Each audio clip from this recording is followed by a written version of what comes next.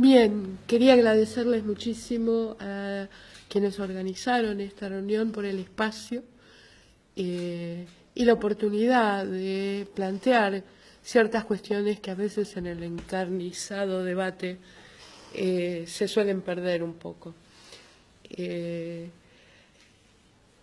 Escuchando las ponencias de Diana y de Juana, creo que la palabra que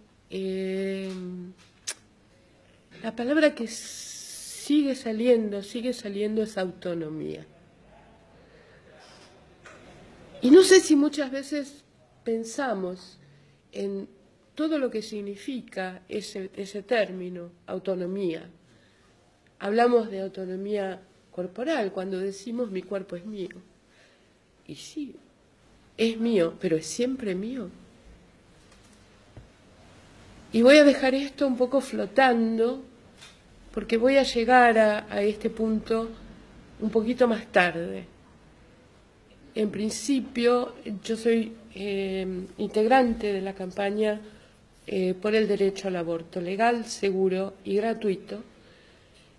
Soy una integrante un poco tardía, ya que la campaña se funda oficialmente el 28 de mayo del 2005.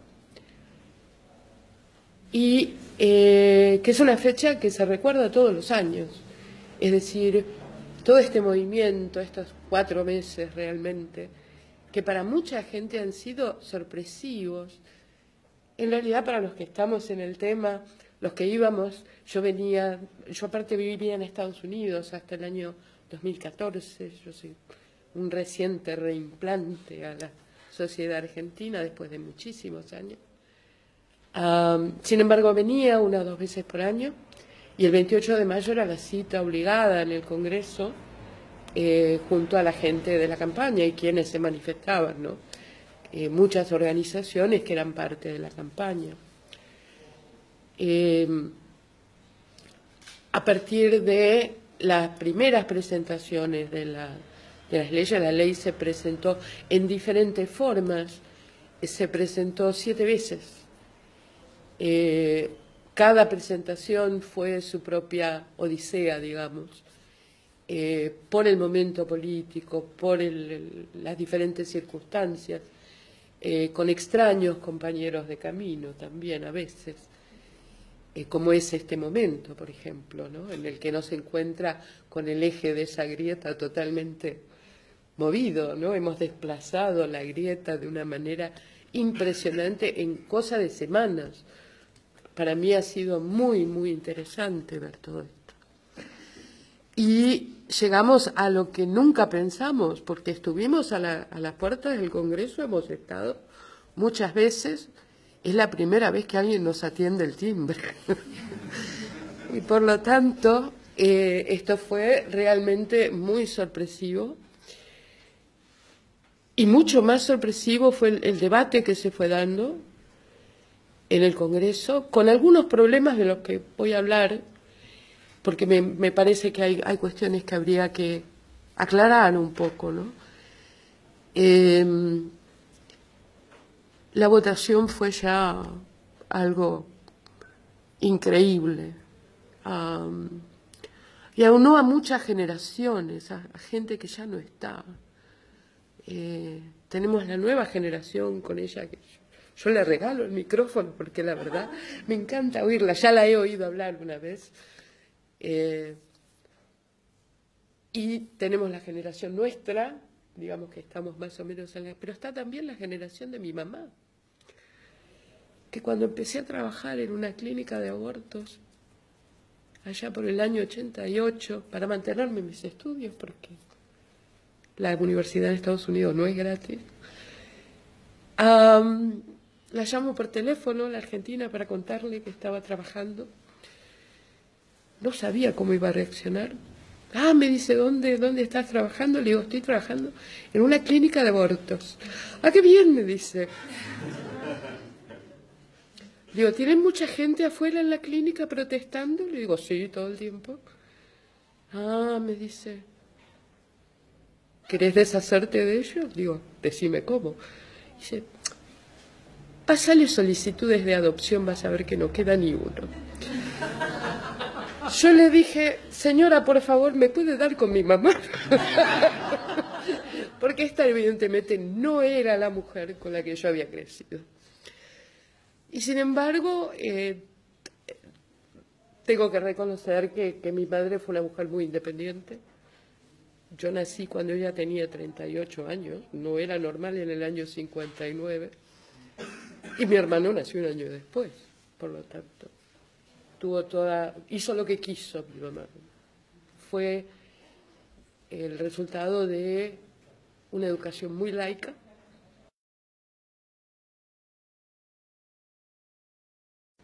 Fueron educadas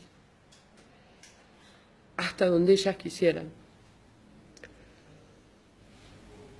Y con los años, y ya después con una renovada relación con ella, cuando ya tenía más de 90 años, ¿no? Fui descubriendo el lado parecido al tuyo que tenía mi mamá. Y son nuestras madres, y también son nuestras abuelas. Este movimiento no es de hoy, no es de ahora, obviamente. La lucha por el aborto tiene cientos de años ya, porque ya ni siquiera podemos hablar de décadas. Y el hecho de que se dé hoy en la Argentina es sorpresivo. Lo que nos falta, por supuesto, y todo el mundo lo sabe, no tengo por qué repetirlo, es la votación del 1 de agosto, que va a dar un dictamen, esperemos, y la votación final, el 8 de agosto. ¿El día de tu cumpleaños? Ah, hombre, pues vamos a festejar con torta verde. Exactamente. Cerveza verde, como hacían en Estados Unidos en el día de San Patricio.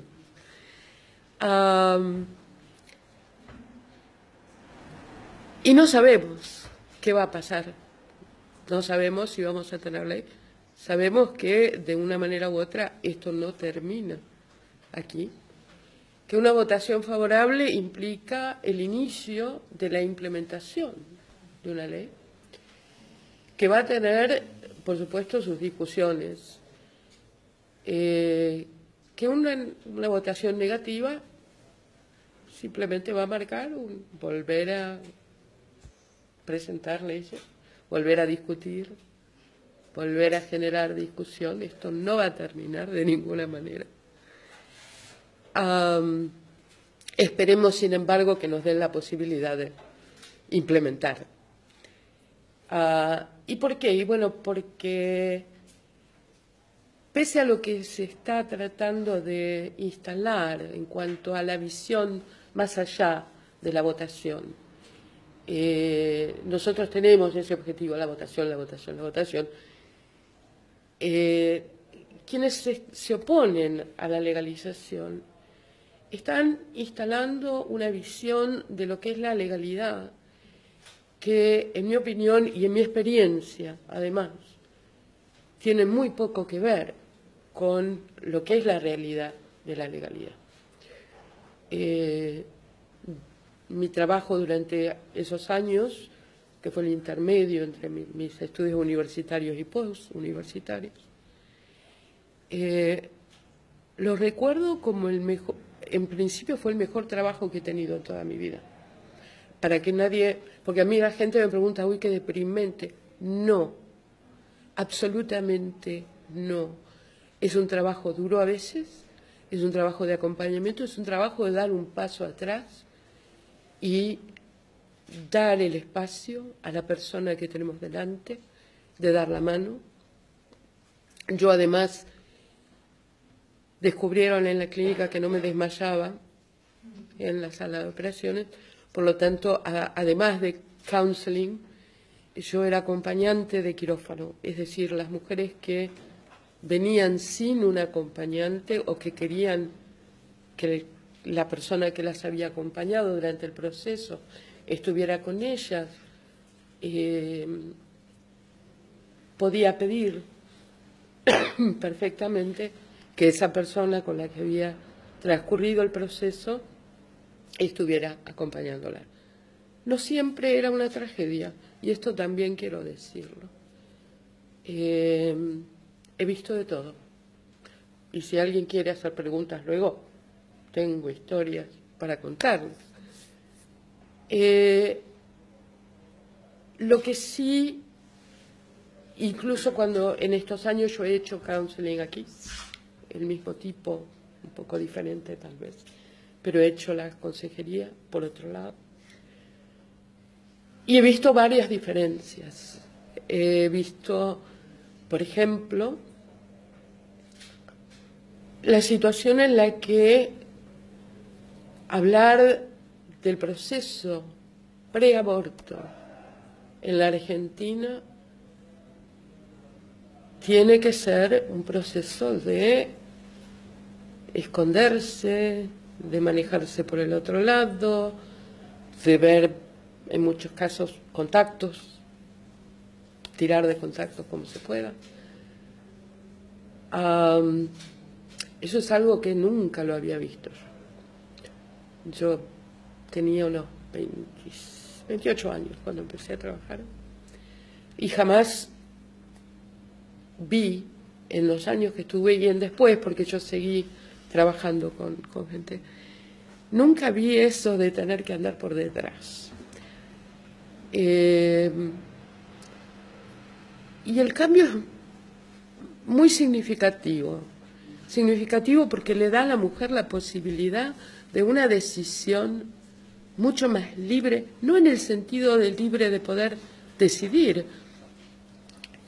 libre en el sentido de poder concentrarse en lo que tiene que concentrarse, en lo que importa en ese momento, en sentarse y decir qué es lo que importa en mi vida, cuáles son mis objetivos y cuáles son los pros y los contras de esta situación, qué prioridades tienen.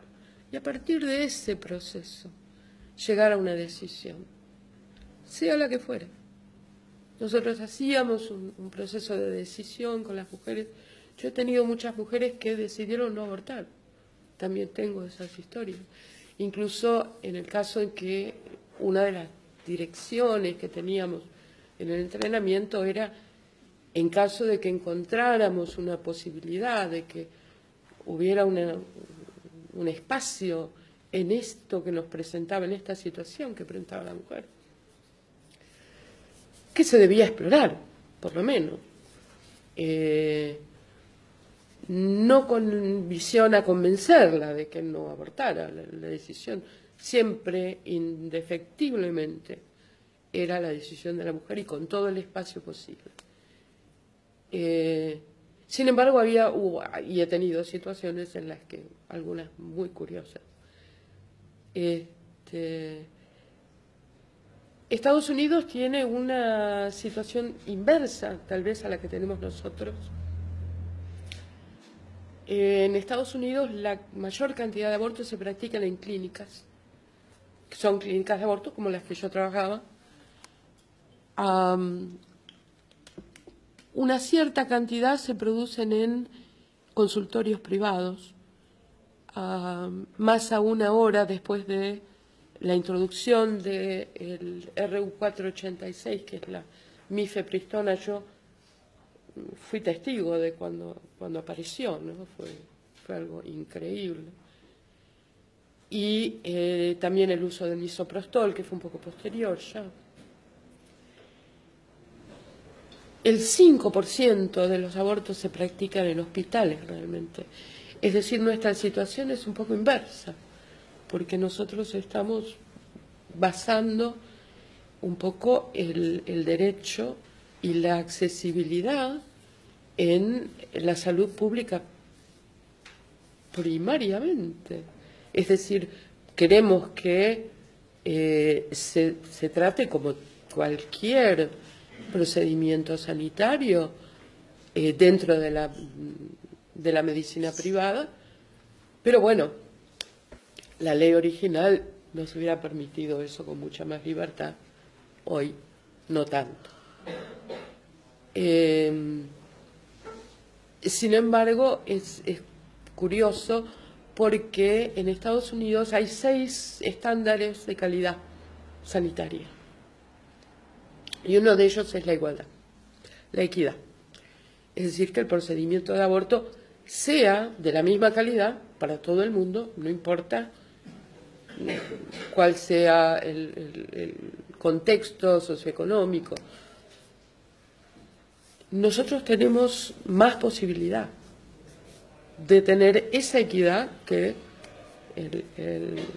la Academia de las Ciencias, Ingeniería, en un informe que yo recomiendo a todo el mundo, dice que ahí hay problemas en Estados Unidos. Y es cierto porque es un procedimiento privado, hay poca cobertura y en muchos casos, bueno, en este momento estamos enfrentados al problema de un serio desafío a lo que fue Roe versus Wade. Por lo tanto, ese tipo de cosas van a seguir siendo. Pero en lo que hace al día a día de las mujeres, esto es algo que ni se plantea. Incluso en el detalle curioso de cómo se habla del aborto.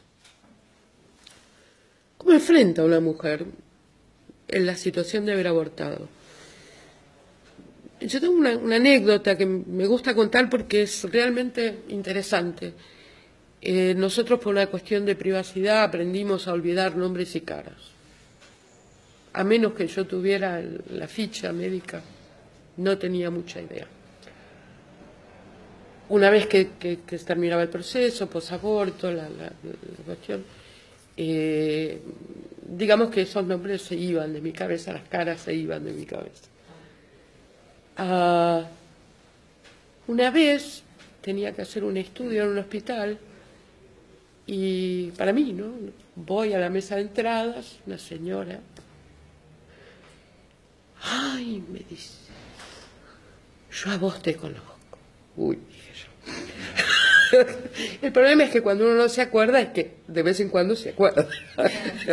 Y yo decía en esos momentos, no, probablemente no, es que mi cara... Muy común, todo el mundo se acuerda. En ese momento se le iluminaron los ojos. ¡No! Me dice, ya sé de dónde acuerdo yo. Estaba delante de todo el mundo, ¿no? En la sala de recepción, y empieza a llamar a todas sus compañeras. Vengan, vengan, vengan, les quiero presentar a ella que fue mi consejera cuando tuve mi aborto. Yo dije, esto es la legalidad. Esto es la legalidad, la normalización de algo, el poder compartir la experiencia con las compañeras de trabajo. Algo de lo que yo había oído en algún momento, hace muchos años de esto, ¿no? De alguien que vivía en Uruguay, y algo así se daba en Uruguay, a pesar de la clandestinidad. Sin embargo, esto a mí me dio la pauta. Ese día yo volví a la clínica a hablar con mis compañeras y digo, dejemos de decir que trabajamos en una clínica de mujeres. Si nos preguntan en qué trabajamos, ¿no? La clínica de aborto, así que el problema lo tengan ellos. Y decidimos dejar de hacerlo. Decidimos dejar de hacerlo. Digamos que una cuestión social, a veces uno se sienta a cenar con gente que a lo mejor ni conoce, ¿no? Y dice, ay, ¿de a qué te dedicas? Yo trabajo en un banco. ¿Y vos a qué te dedicas? Yo trabajo en una clínica de aborto. Y uno puede a veces sentir, ¿no? El aire enfriándose y a veces no, ¿eh? A veces, qué bien, qué bárbaro, qué no. A veces es, qué tremendo trabajo. Y que tampoco es un tremendo trabajo, les cuento. En cuanto a la discusión que estamos teniendo, y esto yo he tenido una experiencia de casi 10 años ya, más los años en los que tenía que discutir con gente como Flip Benham y Terry Randall, horrorosos ejemplos de lo que es el antiabortismo en Estados Unidos, y los tenía frente a frente porque nos invadían la clínica de vez en cuando. Teníamos protocolos de seguridad larguísimos.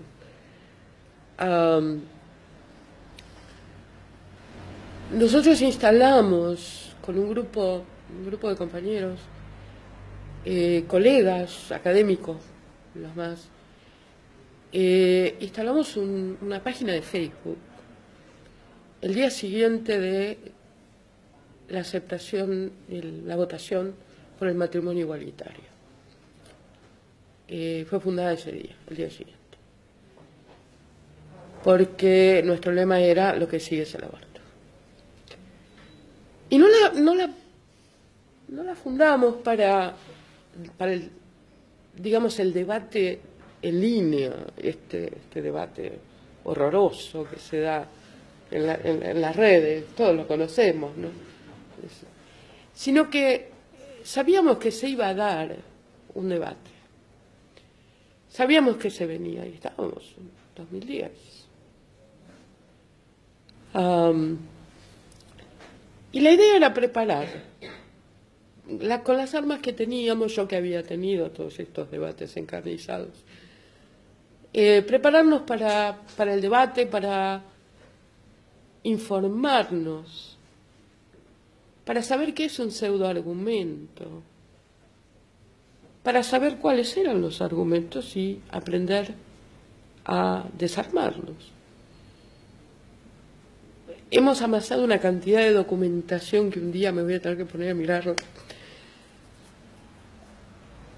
Y por esas cosas de Facebook nos cambiaron el modo en que funcionaban las páginas, y esta página de 24.000 personas pasó a ser un grupo muy, muy, muy activo, de unas 8.000 hoy. Mañana no sé. Y en ese ámbito manejamos mucho lo de la terminología que se usa. Y yo no sé si ustedes han seguido el debate que se ha dado tanto en diputados como el que se está dando en Senado. Uno de los inicios de cada ponencia en contra empieza con esta interrupción, como un eufemismo, ¿no? Y como yo soy de letras, digamos que por ahí viene mi nerdita, me fui al diccionario. ¿Y qué dice el diccionario? Les leo. Interrupción, me voy a poner los anteojos porque la edad no vino sola. Hacer que una cosa empezada pero no acabada no continúe definitivamente o por un tiempo determinado. Así que esto de que debe seguir una cosa no acabada. No acabada, ¿no? Y después voy a la definición de abortar, de la RAE, que es descriptivista, no es prescriptiva, es descriptiva. Es decir, que recoge el uso, que nos cuenta cómo se usa, no nos dice hay que usar, hay que decir emparedado y no sándwich, que era la Real Academia de mis tiempos. Muy prescriptiva ella, pero hoy acá ha cambiado bastante. Definición de abortar, edición del Tricentenario, el Diccionario de las Lenguas. Dicho de una hembra, interrumpir de forma natural o provocada el desarrollo del feto durante el embarazo. Interrumpir. Es decir, que nuestro uso de interrupción es perfectamente ajustado al uso corriente de la palabra interrumpir, que tiene una acepción temporaria, pero también una acepción permanente. Y no es solamente, aquí es donde empiezan las ponencias, después empezamos con las confusiones. Vida, ser humano, persona, por nacer. Y Kornblit nos explicó perfectamente, ¿no?, qué es lo que es vida, qué se considera vida. Pero además hay distintos ámbitos, porque Kornblit habla de vida y a veces confunde ser humano con persona, pero él lo hace desde la biología, ¿no? Y la vida es lo que vive, una planta es vida, una lechuga es vida. Y nadie piensa, hoy me estoy comiendo una vida cuando se come una ensalada. Un ser humano es una especie, el feto es un feto de la especie humana, es un ser humano, porque no es canino, porque no es un paquidermo, es decir, es una cuestión de especie. Y acá puede que se nos presente algún problema, veremos, pero estamos en esta descripción biologicista de ser humano como especie. Sin embargo, el concepto de persona se sale del ámbito de la biología. La ciencia no tiene nada que decir acerca de qué es una persona y qué no lo es. Es más, nosotros podemos decir, basándonos en lo que nosotros hacemos, qué es una persona para nosotros. Sin embargo, hay culturas en donde las costumbres dictan muy claramente qué es lo que se considera persona y qué es lo que no se considera persona. Recuerdo hace muchos años, andando por el National Geographic, encontré un artículo sobre una sociedad donde el bebé, una vez nacido, no podía tocar el piso con los pies, debía ser llevado en andas, y era llevado en andas, no solo por sus padres, sino por todo el mundo, porque no podía tocar, parece la ley inglesa con respecto a los gatos, que no pueden tocar el piso con la pata.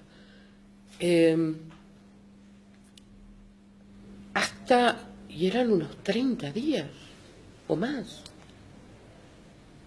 Y por supuesto, si uno se pone a pensar, el momento en que este bebé ponía los pies sobre la tierra, digamos, era el momento en que se lo consideraba no solamente persona, sino parte de la sociedad. Y me pregunto si tal vez el grado de mortalidad infantil no tuviera que ver con eso, con el hecho de que es menos cruento considerar que la persona se inicia pasado el tiempo en el que una gran cantidad de bebés mueren. En México está la tradición de los angelitos. Y es muy interesante también desde ese punto de vista, ¿no?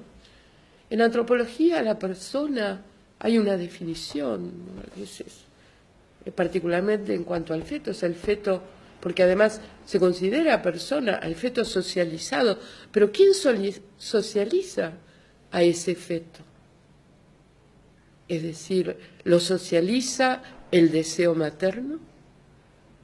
¿Lo socializa el deseo incluso del entorno familiar? Lo convierte en persona, le da incluso un nombre a veces. Yo jamás encontré una mujer en situación de aborto que me dijera vengo a abortar a Miguelito.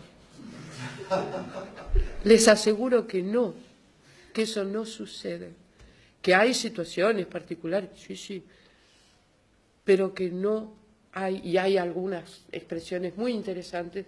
Las mujeres mexicanas no hablan de parí a tal hijo, me alivié de tal hijo, hablando de considerar al embarazo como algo no tan maravilloso, me alivié de José.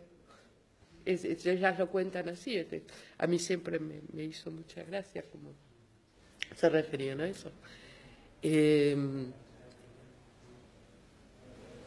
Y tenemos entonces esta cuestión de persona, y cuando les da por ser un poco más benévolos, diría yo, dicen persona por nacer, dándonos la pauta de que para nosotros, para nuestra sociedad, el nacimiento es el punto. Es el punto que separa lo que es persona de lo que no es persona. Y hay otras situaciones, otras cosas que hacemos. No hay nacionalidad sin nacimiento.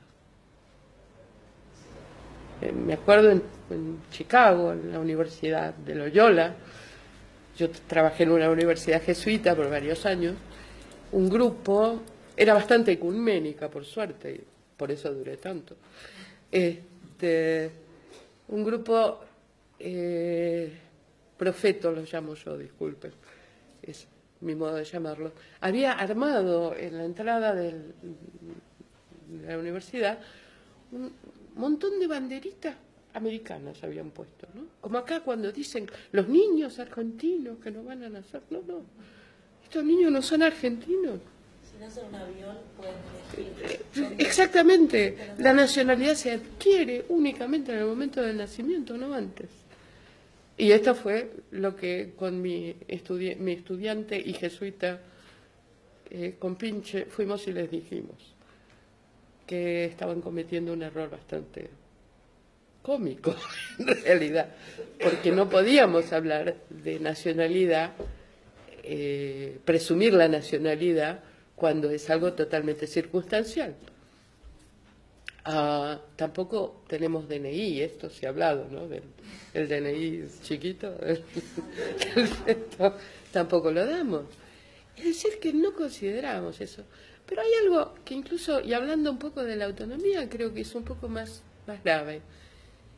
Quien le ascribe una calidad de persona a un feto, yo sostengo, y esto es algo que he paseado por mi mente varias veces, que está dándole al feto un derecho que nadie tiene. Y ese es el derecho de usar el cuerpo de otra persona sin permiso para su supervivencia. Y ahí es donde la palabra autonomía empieza a cobrar otra dimensión. Porque la vida de una persona, como decía Diana, no es un absoluto. No consideramos la vida como un absoluto tampoco. Una persona que necesita un trasplante para sobrevivir no es una persona que tiene derecho a obligar a nadie a ser donante. Y tenemos incluso hoy en día todo este debate con la ley Justina. Sin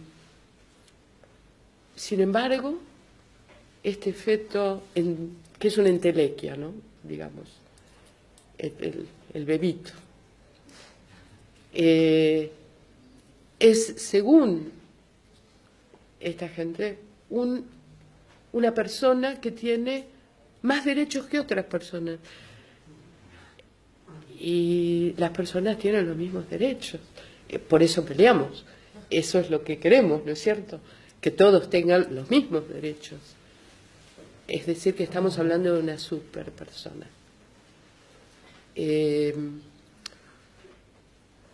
Si una ley propusiera, esto lo sostengo yo, si hubiera una ley que propusiera distópicamente la obligación de ser donante de sangre, de tejidos, órganos, que algunos se pueden donar en vida, los mismos que hoy creen que decir mi cuerpo es mío es una expresión de egoísmo ultrajante por parte de una mujer o de una persona con capacidad de gestar, saldrían a gritar mi cuerpo es mío.